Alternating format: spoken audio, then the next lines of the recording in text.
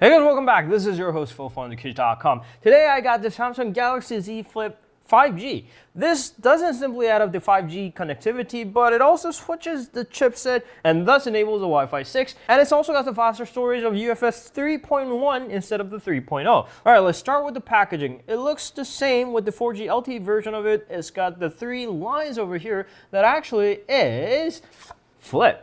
All right, so beneath that slip, we have the Flip box top along with this little packet that is supposed to and used to contain the free case, but the 5G version for some reason doesn't come with the case. So it only contains the quick start guide inside the packet along with that SIM card tray removal pin. All right, under that is a little welcome slip that says the future changes shape. Obviously, this is a flip phone that folds in half, so your future changes shape. Inside that is the device itself. We'll get into details of the differences in just a second. Under that is the Galaxy Z Premier service.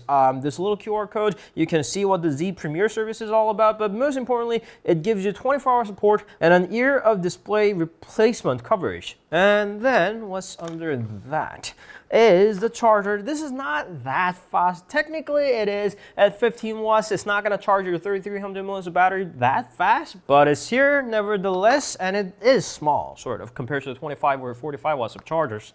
And you connect this cable, USB Type A to C cable, into the charger.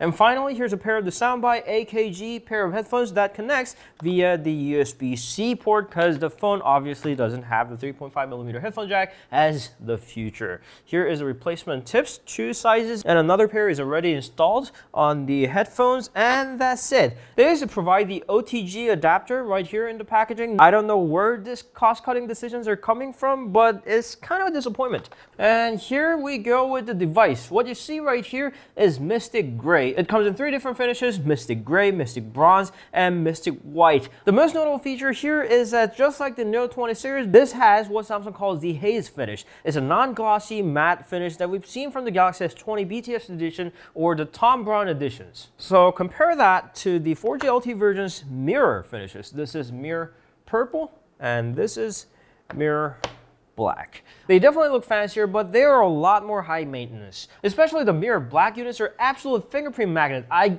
do have a pretty sweaty hands, but for pretty much everyone, it attracts fingerprints. It's hard to keep it nice, and it does get scratched up a lot more. Other than the finishes, externally, they're almost identical. They have the same size external display, very small one, LED flash and dual cameras right there, and the hinge that looks pretty nice and matches the color of the device. The 5G version is 0.1mm thicker, but obviously that doesn't really mean a lot. It means so little that you can even use the 4G version's case on the 5G version. No problem with that. All right, before anything, let's start with the display. What you see here is a 6.7 inches of Full HD Plus AMOLED panel. There's only a SIM card tray on the left-hand side. Unfortunately, it doesn't support the microSD card expansion, but in certain regions, it's going to support the dual SIM feature through the built-in eSIM.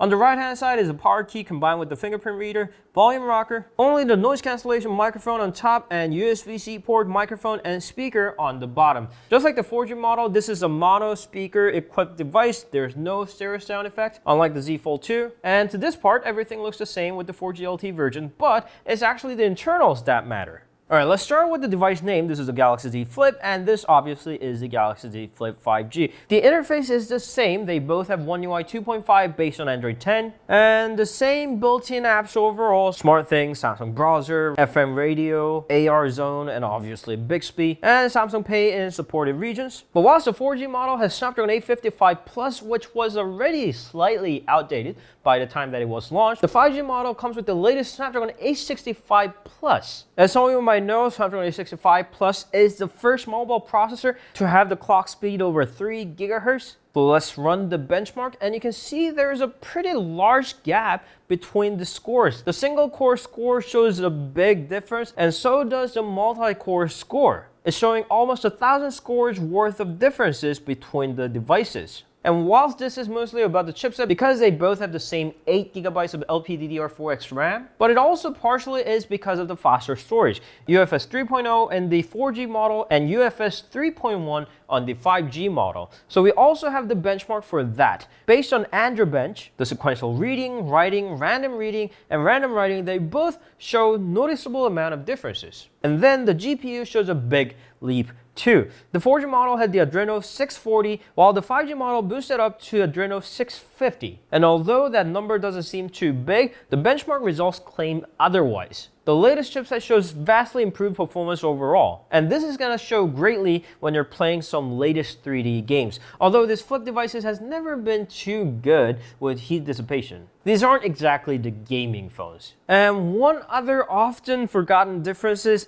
the support of the Wi-Fi 6. The 4G model only had the support up to Wi-Fi 5, also known as the 802.11ac. Now, the 5G model has a support for the Wi-Fi 6, also known as the AX, which is faster, accommodates a lot more devices into one AP, and most importantly, reaches farther away. One noticeable feature missing here is the wireless DeX. The latest models have it, Note 20, Note 20 Ultra, and the Z Fold 2. They're usually hidden in the notification bar here, DeX, but the Z Fold 5G does not. This to me seemed really weird, so I even went into settings and searched for it. The Z Fold 2 has like 4 different options for it. The Z Flip 5G doesn't for some reason. The other basic features are largely unchanged. The rear camera is f1.8 78 degrees of wide angle that hosts super speed dual pixel autofocus and OIS, along with f2.2 of 123 degrees of super wide angle camera. And inside the screen is f2.4 of selfie cam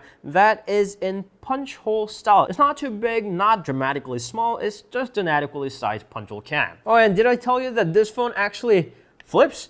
It's a Z Flip 5G, so it flips, and you can see the external display, 1.1 inches of 300 by 112 pixels of AMOLED screen. And this, fortunately, isn't black and white, although it seems like it. You can swipe around to see notification, read what it says, and perhaps most importantly, you can double tap on the power key to use that as a preview screen, and just tap on the volume key to take the shot. And since we're already in the camera, let's see what it's got. It's got resolution options, the super wide angle and wide angle. It's got single take feature, video, more, where you can choose between pro, panorama, food, night, live focus video, pro video, super slow-mo, slow motion, and hyperleft. There's a lot of features. But what I like the most is a little button here that says off now. Tap that on, and then the cover screen preview turns on, so they know what exactly is happening through the eye of the lens. And finally, there is a flex mode. Right now, it's just another preview screen, but folded halfway, the top half becomes a preview screen and the bottom half becomes the control panel.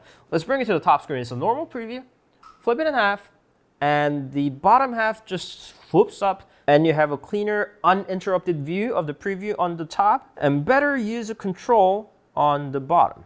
This also works for video calls like Google Duo, so with the help of the FreeStop hinge, your video conferences are gonna be less of an hassle. Other things are pretty much the standard. It supports 15 watts of fast charging, wireless fast charging, and the wireless power share. So even when closed, you can just put another wireless charging enabled device and it's gonna start charging. Now, the Z Flip 5G is a foldable phone, and that makes it innovative, but maybe not as innovative as the Z Fold 2, where you can close it and use it like a normal phone and open it to have a larger uninterrupted tablet-like display. But here's the thing, the Z Fold 2 is a lot bigger and a lot heavier, but you can fold the Z Flip 5G and it gets a lot smaller. It actually fits in your pocket. A lot smaller than the mainstream phones like the Note 20 Ultra. Just as usual, the pricings differ by their regions. Here in South Korea, it sells for the same price as the initial price of the 4G LTE model. In America, it's $70 more expensive than the 4G model, so it retails for $1,450. So if you like the idea of foldable flip phones, but didn't like that slightly outdated technologies on the 4G model, here is the Z Flip